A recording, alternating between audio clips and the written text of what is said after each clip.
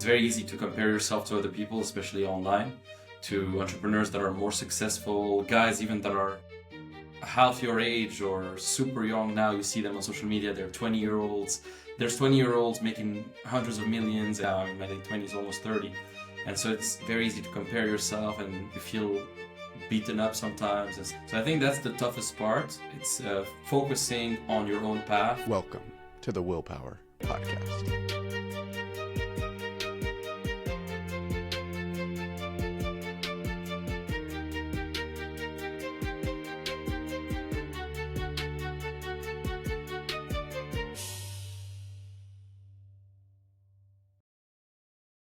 Yeah, you should try it. It's like $40 a month or $25, something like that. It's a good deal though. Yeah. All right, Limo, let's get right into it. What is the hardest part about being an entrepreneur in your experience? And the hardest part about being an entrepreneur is just being able to wake up, get to work, and sometimes work for hours, days, weeks, months on end with $0 coming in. Sometimes you have that, and that's tough. Sometimes you see your friends having good stable jobs or chasing like a good career. Maybe they make more money in the short term than you do, but you know that in the long term you can also win a lot higher if you actually succeed. So it's tough sometimes. I think there's a famous quote like, comparison is the thief of joy. Like when you compare yourself, it steals your joy.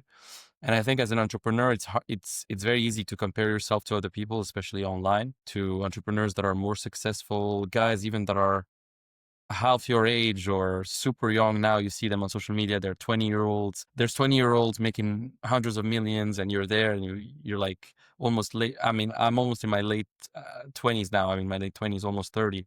And so it's very easy to compare yourself and you feel beaten up sometimes and stuff like that. So I think that's the toughest part. It's focusing on your own path and doing the work, even though sometimes you don't have an immediate payoff.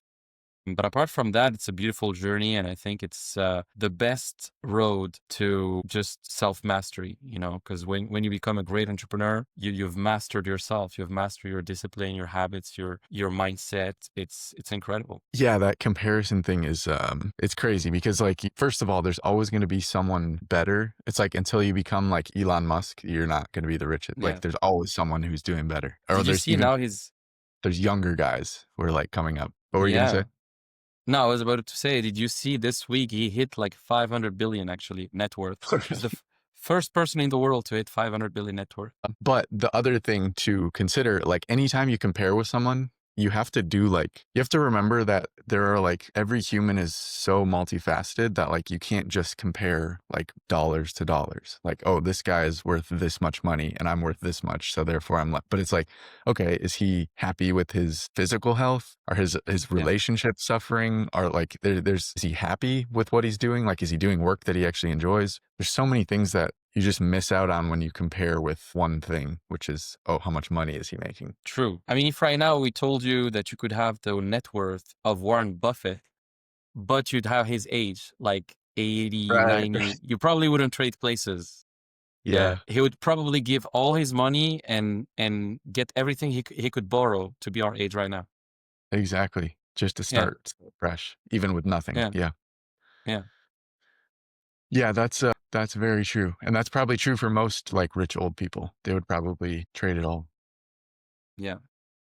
So you kind of started talking about it, but what's the best part about being an entrepreneur? Have you always been an entrepreneur, or have you been like employed full time in the past? Kind of, yeah. I mean, in the beginning, I graduated from high school and I went to university. So I took a bit the traditional path of university because I wanted a way out from my original city and country. And that was my only way out at the time, is my parents financing my studies. Otherwise, I wouldn't get the visa, I wouldn't get out, I would just stay the same country, whatever. So back in the day, I was living in Tunisia. I graduated from high school there. And then my only way out was to go and study abroad in Canada. I got accepted in Canada in a really good business school. But I've always been interested in money and how it's made and luxurious lifestyles. And like, I've always been interested in people who make a lot of money in business, stuff like that. Even when I was younger, I was reading about Rockefeller or Rothschild or stuff like that.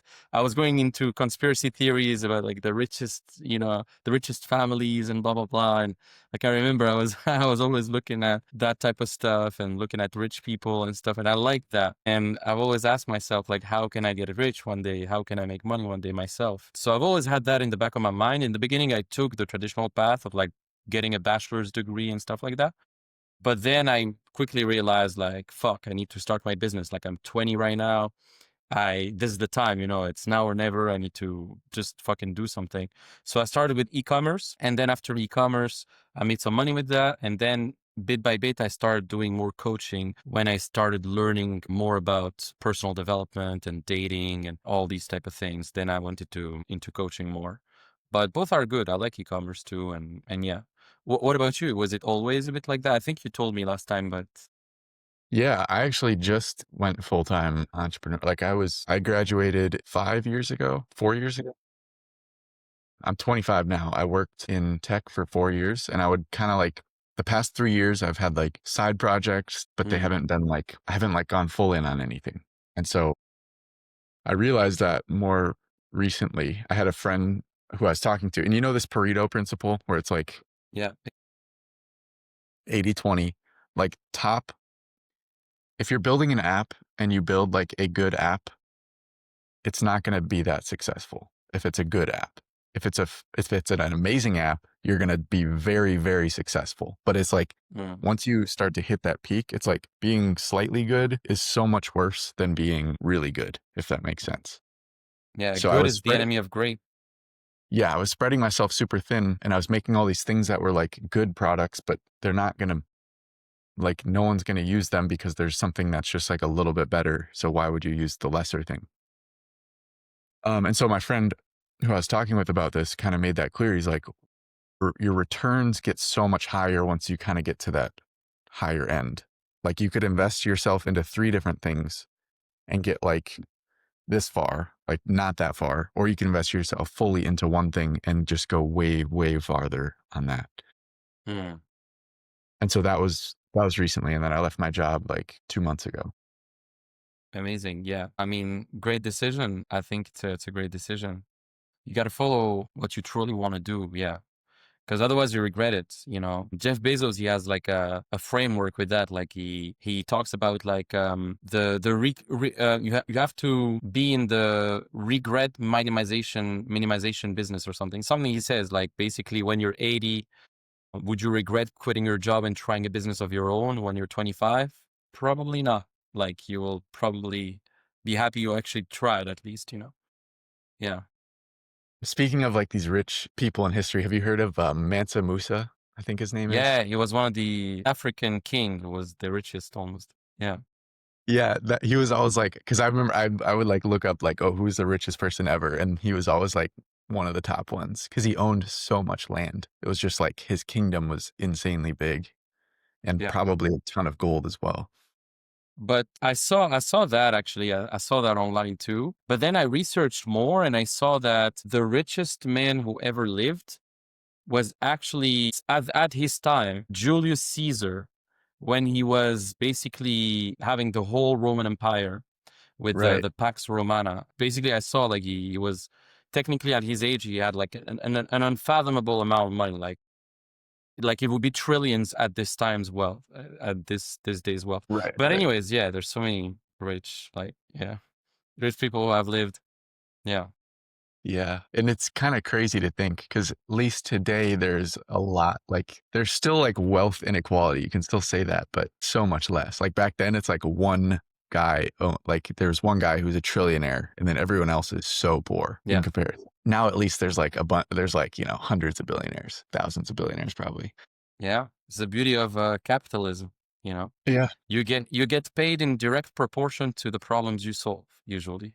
Right. So There's more there, and there's a lot more to go around too, because we're all solving problems. We're all making yeah. things. Okay, so coaching. Let's talk about that. Like how did you mentioned once you started getting into personal development that like coaching became the next step after e-commerce. What was that actual like transition like? Was it like you kind of up leveling in your own life or what happened? Yeah, that's a great question. So basically, in order for me to start my own business, I knew that I had to change myself as well first. I needed to change my habits, how I thought about things, how I thought about money, etc. And so at first, I started watching Tony Robbins and all these speakers, and I started, reading books like Money Changes the Game, or whatever his book is, or Unlimited Power, or things like that. I used to read all these books. And I like Tony Robbins. I still like Tony, but a lot of his stuff right now, when I watch it, it's a bit mainstream compared to what I like to watch now, but I still love it. I mean, evergreen principles, yeah, it's like, for sure it's going to be evergreen, but I like going a bit deeper than Tony Robbins in some things because I feel like in the mainstream crowds and how he teaches. And by the way, I saw him in Montreal in 2017. I went to one of his seminars. And some of his stuff, it's great. And it was great. But now I want to go a level deeper. And I feel like he's gatekeeping that for his super high level clients. I feel like when he's doing like a big seminar or he's writing a mainstream book, he's like gatekeeping like the super top 1% information that you can find elsewhere. But still, like it's still great. But in any case, so I'm ranting a bit now. But basically, Tony Robbins, yeah, I started with him a lot in the beginning, 2016, 17. At that time, I was like 19, 20-year-old. And with his mindset shifts and with his ability to basically, his ability to bring change in me, basically, I was able to really give myself the power to try, different types of businesses. I started e-commerce, but then with e-commerce, it's tough because the margins are pretty low, and with the ad costs and the shipping and this and that, it's a bit tough to make it work, in my opinion, unless like you really have a really unique brand, etc. And there was a lot of competition and stuff. So it worked for me a little bit. I made some money with that, but then I was spending so much money on ads. I was kind of negative at some point. So it wasn't that great. But then at the same time, while I was working on e-commerce, etc., I was also working on my dating life because when I arrived in Canada to study, I didn't have my initial social circle that I had back then when I was living in Tunisia. It was a completely new country, a completely new city, new people, and I didn't have any friends there at the time. I just arrived there in a new university. So it was tough for me to, just approach people, make new friends, have this whole social life again, like back when I had in high school. So that was an issue for me in my first years in college. So I started learning about, communication, how to approach people, how to be more social, how to, interact, especially with women. Women, like, I was always pretty good with women in my high school because I had my friends and my social circle, and we used to have parties and we used to drink and whatever. It was easy. But cold approaching women in a new country when you haven't done it before at all, and you don't have your friends and anyone, and you don't have any reputation, you don't know anyone, that was very tough for me in the beginning because I'd never learned those cold approach skills at all. Like it was super, I had like approach anxiety. I didn't know how to approach the girls I truly liked. So it was tough. I was relying on alcohol. I was swiping all day, and it was like a lot of wasted time, So that frustrated me. And then I found this guy on YouTube. His name was Owen Cook. He was the founder of RSD, Real Social Dynamics, a very big online dating company back in the day. And they weren't just online; they were doing seminars as well all over the world. So I started, learning a lot about dating through their videos and through their trainings online. And then I went to a live workshop that they were doing in Montreal because they were doing workshops all over the world, especially in North America. And there were some workshops in Canada where I lived. So that really got me into the game, like in a very, very deep way. Like I started really immersing myself into that. I met a lot of wingmen there in those events. I started joining WhatsApp groups and communities about dating, seduction, and stuff like that. And I started changing a lot of the mindsets that I had towards dating, and I started really improving. Like I started approaching more, going out more, pulling girls more, and stuff like that. Like I was getting really good at some point, and I'm still improving all the time. But at some point, like really, I was going out sometimes like 4 or 5 times a week, especially when I was on vacation with my uni. In the summer, sometimes I was going out like almost 7 days a week, almost, and just like consistently 4 hour, like for hours on end, just talking to women, getting the best lessons, in some field reports of what I've done right, what I've done wrong, and stuff like that, and brainstorming and taking courses and so many things. So I went really deep. But then, yeah, then I started giving some advice to people in the WhatsApp groups at first because I was getting success. I was sharing what I've learned. And then after that, some people asked me if they could go out with me. So they said, okay, Limo, I saw all your results and what you wrote in the group. Like, can I go out with you this weekend? Blah, blah, blah. At first, I did it for free. I said, yeah, I'm going to this place. Just join me and stuff. We grab a drink. But then at some point, then I started charging. I said, okay, look, I can't bring anyone.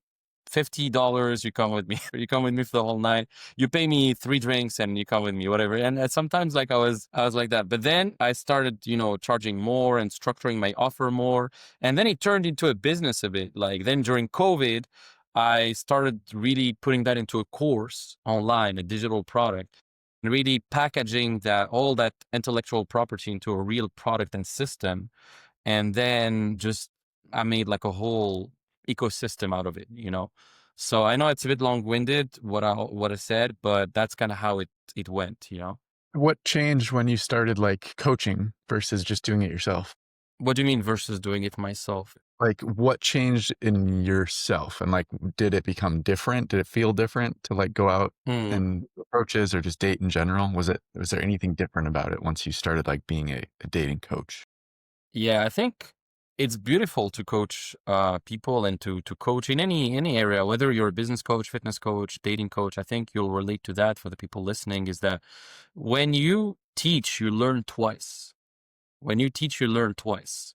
And this is something I've learned a lot with anything is that whenever I teach something to someone, something I learned, I always internalize the thing a lot better and I always just get better at it by teaching it. So whenever I started teaching dating, I started getting a lot better because it just gave me so much clarity because now I had to teach it. It wasn't just in my head. So I had to really lay down the whole teachings in a very simple and clear way for the clients. And so that gave me so much clarity myself. And then really it puts you in a position of yeah, a position of power in the beginning. Yeah, it gives you power, definitely, but because you know that now you're teaching that to someone, so you have that ability. You feel like you're in the 1% already because you're already figured out something that you can teach to someone. Also, I mean, yeah, when it comes to dating, when you teach that to many guys, you start really understanding what doesn't work and what works on a truly deep level because you see so many different cases of different guys and different archetypes.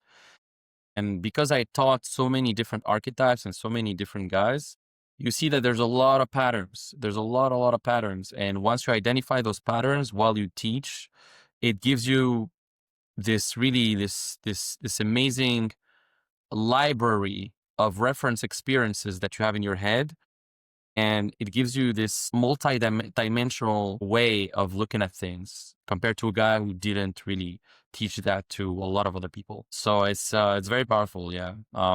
Definitely my game got a lot better through that as well. So Yeah, yeah. it's hard to like you can't bullshit when you're teaching.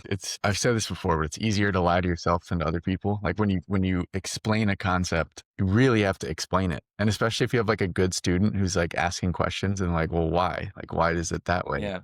You have to like relearn it yourself and realize like, okay, why do I believe this thing? Why is it like why am I telling this thing? And you really do have to like completely go through that entire mental process again. So Exactly. yeah. Yeah, you need to get deep into things. That a lot, as I said, like yeah, when you teach, you learn twice, and you have to learn even deeper than a normal person. You have to learn it to the point where you can teach it in a simple way. Yeah, so you talked about going to Canada and like this experience of like being just in like a new country and like, oh shit, I gotta like figure out how to date and like build social circles and build a social life, all that. Are there any like difficult experiences that stand out to you within that? Yeah, I mean, first, like when you move to a new apartment by yourself and you don't have your parents there to, to cook for you, to plan things for you, etc., you need to become super responsible of yourself. Like you're responsible for everything now. You're responsible for cleaning your own apartment, for fucking cooking, for planning your day and how to spend your days. You're just responsible for everything, and it's a big switch. I think the sooner you can make that move from moving from your parents' house to your own place. This is super, super key, and this makes you grow tremendously.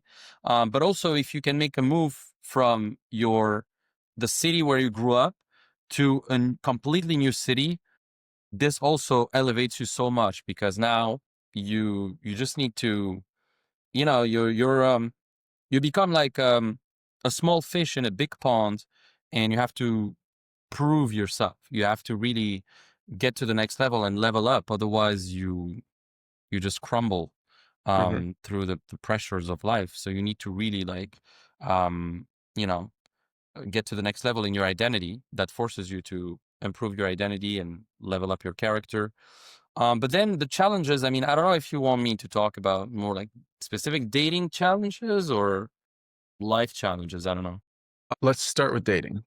Yeah, I mean, dating, as I said before, I used to be huge into swiping on dating apps, going out, getting drunk, and maybe if I'm lucky, pulling a girl after a party. If I'm lucky and I get drunk and I have a good vibe and I'm confident, I muster up the courage to talk to a lot of girls because of alcohol, then I used to sometimes pull. But I didn't like that. I didn't like not being in control of not knowing what got me to that outcome. I like knowing exactly the steps and almost like in a scientific way, know exactly, okay, what input triggered that output and how can I kind of systemize my success with women so that I can just predictably get the same result whenever I go out instead of having, one lucky night and then five bad nights and then one lucky night, and so I want to have like a good night every time I go out. And sometimes I remember I used to have a lot of bad nights when I started, but by bad nights, I don't mean like getting into fights or stuff like that. I just mean like being in my head and not being, not like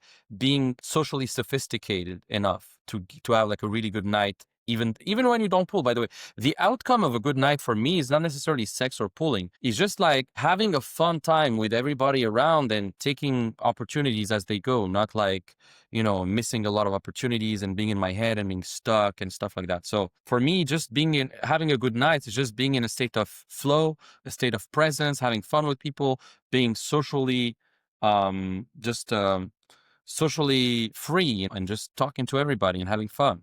And then if you pull, then that's great. If you kiss a girl, if you get a lot of contacts, whatever, that's great. But that's not like the main metric. But back in the day, I had a lot of problems. Whenever I went out, I didn't have really a good night unless I got drunk. And that was an issue. So that's the first issue. Second issue was cold approach during daytime. I didn't know how to cold approach during daytime in broad daylight. That was weird for me to just approach a woman in the street like that or at the gym, whatever. I used to not do that.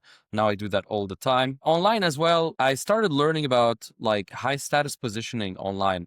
There's really a specific way you can position yourself online to get a lot of dates and matches and a lot of attention on social media. And Instagram has been a huge asset for me as well during that time because I didn't tell you that yet, but I used to be at some point, like I used to be a club promoter in Montreal at some point for like a summer. For a whole summer, I used to do club promoting for 3 months. And I used to basically DM 50 girls a day on Instagram. And then I would basically invite them to the guest list for that specific Friday night or Saturday night. And so basically, I used to get paid to bring women to the nightclub on my guest list. And I would DM like a ton of girls. And I learned that from a guy who's French and who manages like some of the best nightclubs in Paris. He doesn't do that anymore now. He's more like into real estate and stuff. But back in the day, he used to like really manage the best nightclubs in Paris. And I learned that from him because he was actually the roommate of one of my friends that I kind of grew up with in Paris. And so he showed me a lot of stuff. And then when I went back to Montreal, I implemented some of his stuff with Instagram and I started like really getting deep into Instagram dating. And that helped me to bring a lot of girls for club promoting, but also for my own dating life. I dated so many girls through Instagram. And I think Instagram is the best dating app ever if you know how to leverage it. It's not Tinder, it's not Bumble, it's not Badoo, not Hinge, not whatever. Instagram. Instagram is a huge dating phone because you can find women in places. You can find women who have been tagged in some places. You can find women from other women you follow. You can find, like, there's so many different things you can do on Instagram that allows you to really target your exact niche or archetype of women, you know? Mm, So it's super powerful. interesting. Yeah, I do like how you said the success metric is not like sex or like contacts. Because I think it's so easy to get wrapped up in that, especially if you are like a just like a number driven person. Like that's kind of how my brain works. Like I need like clear like signs of progress. Yeah. But yeah, that's not really the goal. And I heard Mark Manson say something on a podcast where he was like, because he used to do dating coaching, and he said like the goal that he would always have to explain this to guys, that the goal is not to just have sex with as many women as possible. The goal is to like be with women you enjoy being with. Like Mm, that's because why it's a lot of guys will like do all this just to have sex with a woman and then realize like, okay, that wasn't worth it. Like I didn't really yeah. enjoy the person. I didn't enjoy the thing that much. It was like basically you did all this stuff for like 5 seconds of pleasure. And like what is the like why are you expending your energy in that way? So I like how your thing is like the success is that you are actually enjoying a social experience and like being fully in it. And then Yeah. you also just need to see these things that come along with it, which are like, dating, and then just being like a more embodied person. And yeah, there's tons of benefits that come with that. Hmm. What are your like, do you have long-term goals with dating? What you're looking for? Yeah, I mean, personally, right now I'm 28 almost. I'm gonna turn 28 this year. I know that I'm getting very close to 30. I know I want to build a family one day. And I heard a lot of billionaires and multimillionaires and people that are very, very successful say that one of their regrets was to have kids too late and not sooner. And I think there's power in having kids sooner, actually. I used to not think that way. I used to think like, oh, I'm not going to have kids, fuck kids. Like, I'm just going to focus on business because kids is a waste of time. Having kids is a waste of time. I used to think like that. And I used to have a mentor who literally, he did a vasectomy to not have kids and be able to fuck as many girls as he could. That was my mentor back in the day. And so I kind of got his mindset back in the day, like, oh yeah, me too. I'm just going to fuck a ton of girls, fuck kids, just make money.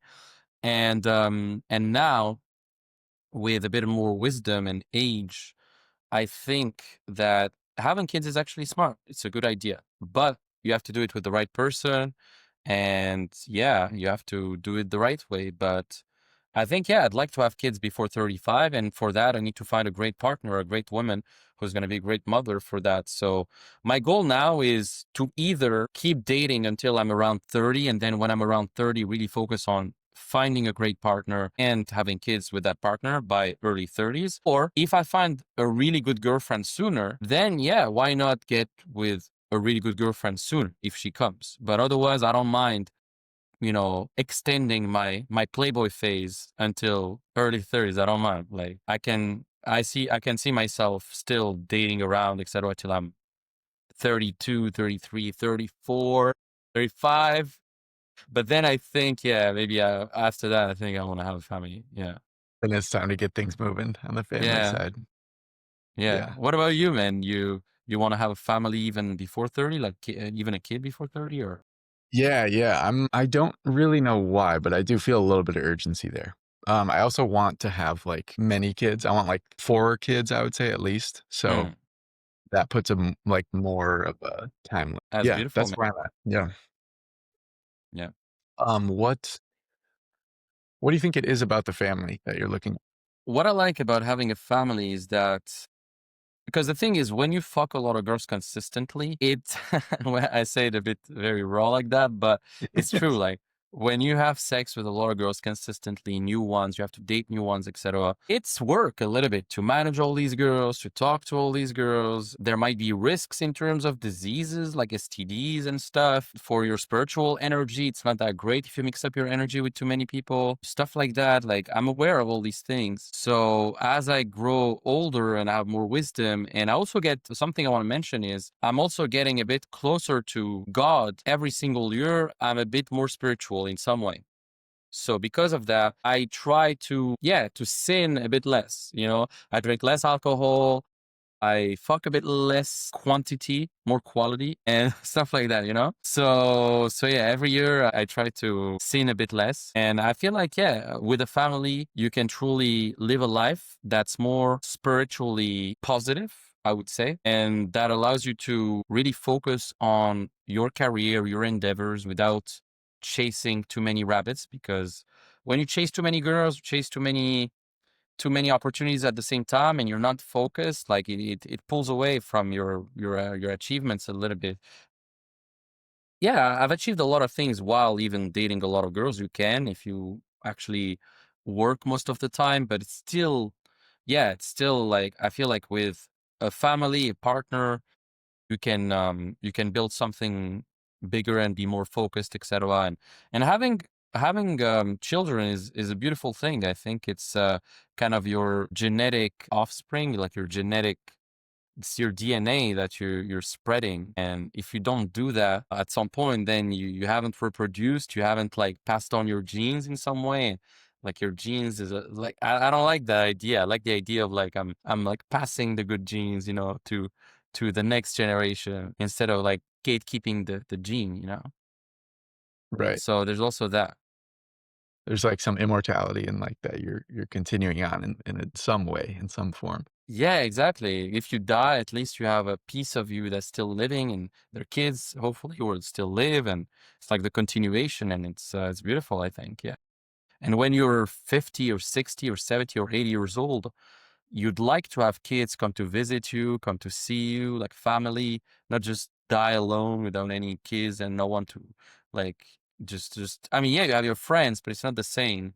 It's crazy to when you think about the fact that each of us, it comes from like behind us, we have an unbroken chain of people who reproduced going all the Yeah, way back thousands of ancestors. Yeah, it's to crazy. single cell. Like it's insane. Every single one of them reproduced. So Yeah, it does feel weird if you're just like, okay, I'm just going to end that chain. Like I'm done with that. This yeah, ends with me. yeah. Yeah. One thing about like dating a lot of women at one time to kind of bring it back to what I was talking about with my like entrepreneurial endeavors where I was just like doing a bunch of stuff at once. I got a full-time job, podcast, like 2 or 3 things that I'm trying. It's like you're putting your energy into so many different places. And then the question becomes like, what would happen if you put all of your energy into a relationship with one person or all Mm, of your energy into one family? Like what could come of that? So I think that's an interesting thought experiment. It's like what changes when you direct your energy into one place? And the Do right you woman can really push you. The right woman can really push you forward to get to the next level, and it can be a huge, huge asset. I think a lot of very successful people behind a lot of successful men, there's like a super powerful woman that also pushed them to be the men they are today as well. So I don't want to I undermine that do. as well. Like it's powerful. My girlfriend yesterday, my lately I've been good, but one of my vices is I eat late at night or like right before bed. And so last night I had a snack and then my girlfriend had gotten food earlier and she got me some like Korean fried chicken. And I was like, okay. And so I already ate my food and then I started like munching on that one. And she just like slowly like picked up the container and like put it in the fridge. So And you don't eat too much. that's so I wouldn't eat too much, and that's, like, Yeah, the kinda thing I'm like, "That's what I need," is I need that person who's just gonna be there to remind me, like, "This is not what you want to be doing." Like, you're just doing this, like, mindless habit that you do sometimes, and it's not what you wanna do. So, yeah. you're right that, like, the right woman will really push you in the right direction. Hmm. Have you found satisfaction from being with multiple partners at once? Like, is there genuine happiness in it, or does it feel more like you're kind of like, I don't know, like draining yourself. I don't know what the correct way to talk. To be honest, when I used to do it too much, that would drain me. What I mean by too much, in when I used to date and sleep with more than two, three girls a week, that would be a bit draining, I would feel. But now, to be honest, I only date once or twice a week because I really want to focus on business these days. So it doesn't drain me as much. And I think it's a healthy variety, actually. I think if I only dated one girl now, it wouldn't bring the variety I want now. I want variety. I like having one girl this week, another next week. And I like that variety. I like that change. And also, it allows me to think in abundance because I don't like sometimes putting all my eggs in one basket when I'm not exclusive and looking for marriage or something with that person. Like if I'm not looking for something long term that I can see myself with that person, like even marry or have kids, then I don't want to put all my eggs into a girl that I'm not gonna see that way, because it puts me in scarcity. So I like having that abundance where I know I have like two, three, four girls that I can just date and have a good time with whenever I want, instead of just having just one that I'm really like in scarcity with. So I don't want that. I like having variety, and then I can pick the right girl out of the abundance I have. And I think to find a high quality girlfriend these days, you need to date a lot of girls first so that you can compare them to each other and see what are the best qualities you're looking for and what is the best one out of those, because I think a lot of guys make bad choices, bad mating decisions because they settle for very limited options. And I don't want to be that guy. I want to be the guy who has a lot of options and who's going to pick the best one. And as I said before, good is the enemy of great. Like when you settle for a good girlfriend, then you potentially miss out on having a great girlfriend. If you just settle for great, then maybe you miss out on amazing, fantastic, whatever. Like you can always do better. Now there's a caveat, like the grass isn't always greener as well. Like sometimes if you always Hmm. try to think the grass is greener, then yeah, at some point, like you need to choose someone and not like think everything is greener all the time. But still, yeah, I think, yeah, it brings happiness. It brings me happiness now to know that I can go out anytime I want and just cultivate any options I want and have all these options. It brings me happiness to know that I'm in abundance in this area rather than in scarcity. So yeah, that yeah.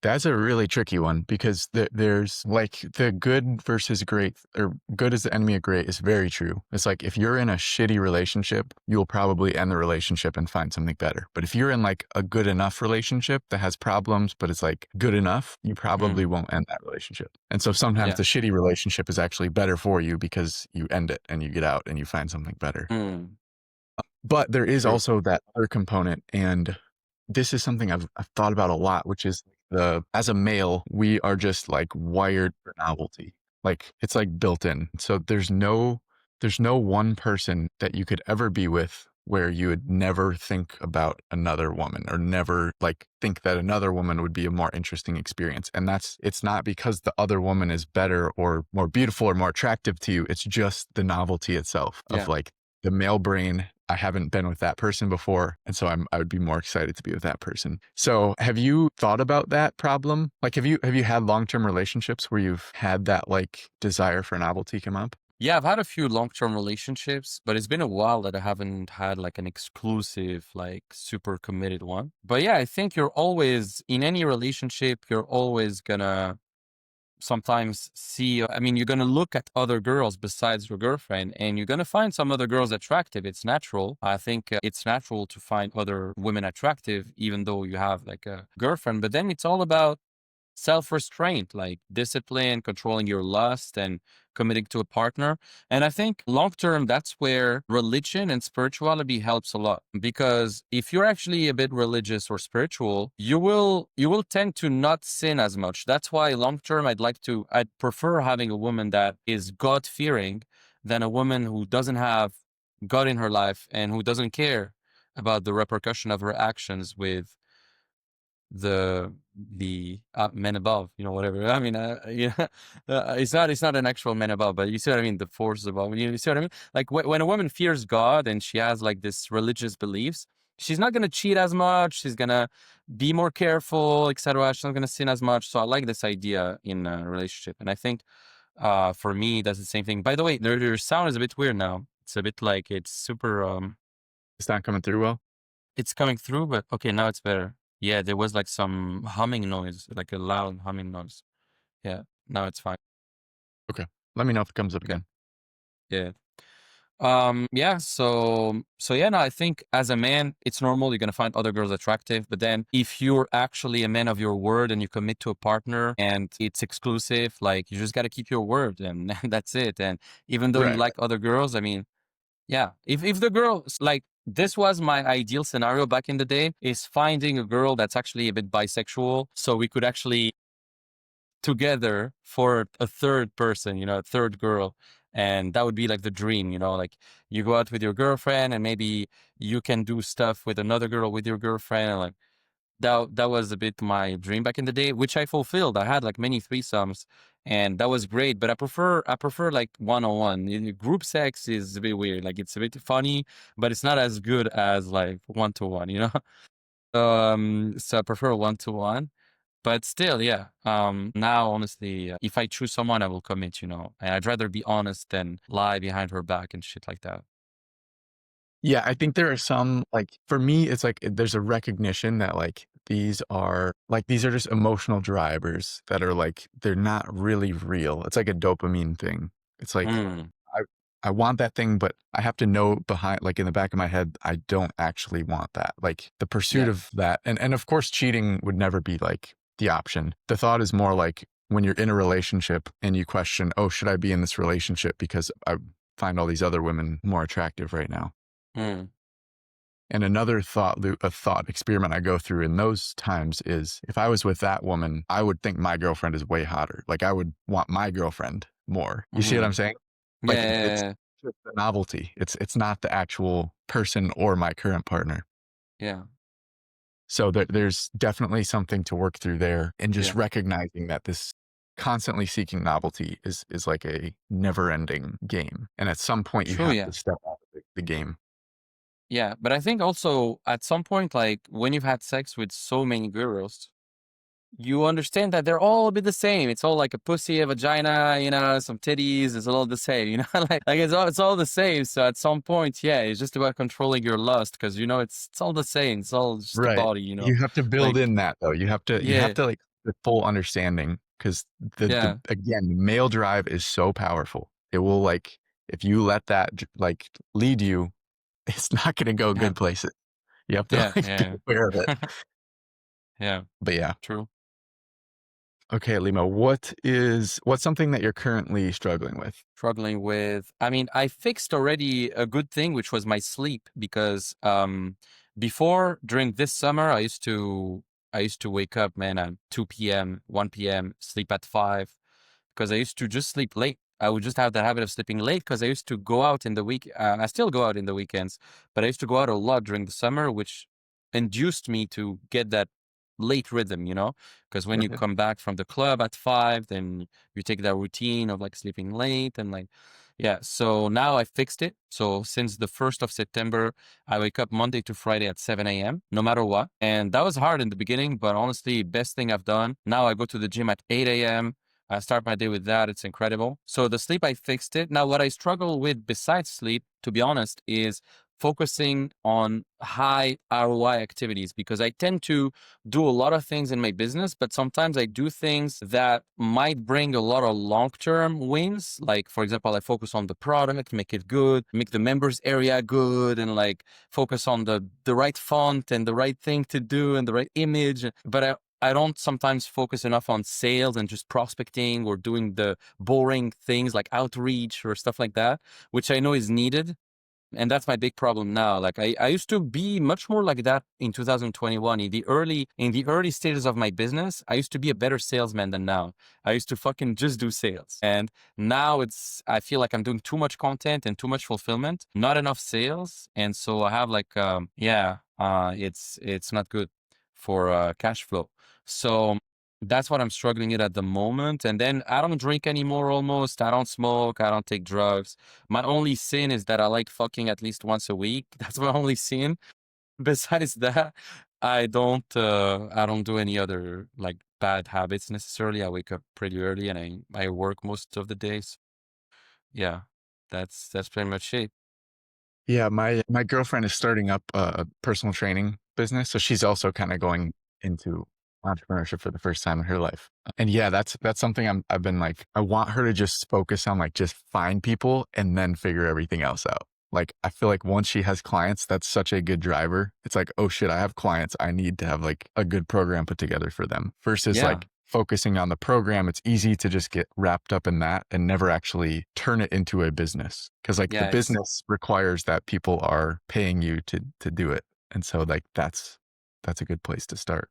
Yeah, sometimes you have to sell before you build, and even when you sell someone, you can tell the person like, "Hey, it's gonna be ready in a week. In a week, I'll unlock your access, whatever," and then you can build it once you actually sold someone.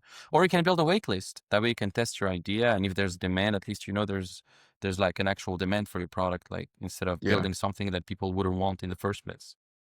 Yeah, wait lists are tough though now. I feel like the idea of a wait list is so like common that like no one cares. Like if they see it's a wait list, like, oh, never mind. Like this doesn't exist. I don't care. I'm not gonna put my email. Depends how So you frame it. Yeah, yes, depends how you that's the thing. frame it. You But have to yeah, frame it. I have a friend who's going into he wants to try out an ed tech idea, like a math class, online kind of math class. So framing it as like that's almost the perfect one because you can just do enroll in the next semester and you get the however many enrollments. cohort. Yeah, Yeah, you only have exactly. limited seats and stuff. Yeah, that's a good And way you to frame it. basically it's just a wait list, but because it's in this educational system that where you always sign up for a class ahead of time. You never sign up Yeah, for a class like, oh, it starts today. Like, that's yeah, how it works. And so, yeah, finding ways to frame it not as like a wait list, but as in some other way where you get the product a little bit in the future. yeah. What does your dream life look like? Dream life is just, being wealthy, both, in money, but also in health, and living my life the way I want, like having the freedom to I'm already living a bit of that. Like I can travel anytime I want. I travel a lot. I have my friends. I go to the gym every day whenever I want. I don't have a boss, whatever. I can choose to do whatever I want every day. So that I like. The freedom is amazing that you have when you are an entrepreneur. It's really good when you actually have a bit of money and you can just travel and pick your schedule. All of that I've achieved already. But the dream I would say is just like maybe exit a company and sell it at some point, like build something bigger than just like a coaching business. I love the coaching business that I have, but I'd like to build like something like an actual solution for like a bigger problem that I can then like exit or do like a big company with like hire like actual teams and stuff that I haven't done. Honestly, I've hired team like VAs or contractors or stuff, but I'd like to build a company that is bigger, and that actually solves something big. So that is kind of a dream of mine. And then obviously like buying a great house, buying a great car, buying the watches, buy the jets, the yachts, the whatever. Obviously that's beautiful, but if I don't achieve the jets and the yachts, etc., I'm still happy anyway, as long as I can just be healthy and have friends and work on some passion project that I have. Like I'm still happy, but obviously a dream of mine would be to attain like a level of financial freedom where I could afford anything. That would be crazy. And then obviously yeah, having great kids, great wife, great family, longevity, all these things. Yeah, Yeah, it's the it reminds me of what you're saying about reproducing, like with the company. It's like I feel like you want a company that like becomes its yeah, own. Like it's not exactly. like Limo anymore. Yeah, It's like Limo made it, but now it's a full on machine that just does its own thing. correct. Because when you're in the coaching space, a bit like me, unfortunately, it relies on you. Like, yeah, I mean, you can have coaches under you, but if you break, the business breaks, especially when you rely on your personal brand. And that's what I have Mhm. now. Like it's mainly me. I'm coaching the guys. They're coming to get help with myself, not with some random coach. A lot of it relies on me. But I want to build a business that outgrows me. And I've started doing that with my app, Meetworth. But it's been a bit slow the past 2 years with all the dev headaches and the the all the submissions we made and all the different things we done. So we'll see how that pans out. But yeah, that's yeah. And I bet you too with your apps as well. That's something you want to do at some point. Yeah, that would be awesome.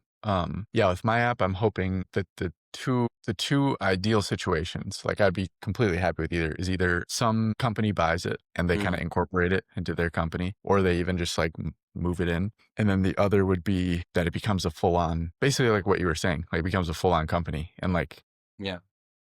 is not something that's like I'm the one guy fucking engineering it and marketing it and doing everything. Yeah, it's the toughest stage, that stage. But yeah. Yeah, business is like a baby. It grows and yeah. Once Mhm. it reaches adolescence where it can basically grow without you having to babysit all day, then it's beautiful. Yeah. Awesome, man. Let's wrap it up there. Do you want to tell people where they can find you? Yeah, sure. So you can find me on YouTube. Number one, I have a lot of long form videos where you can deep dive into my content on YouTube at Limo Oueslati, like my name. Otherwise, Instagram at same thing, username, my name at Limo Oueslati. And then my website, higherselfcircle.com, very easy. And that's pretty much it. If you find me in those places, you'll have a ton of value and hopefully it will make your life better. Yeah. Thanks, brother. Bye, everyone. Yeah. Thanks a lot for having me.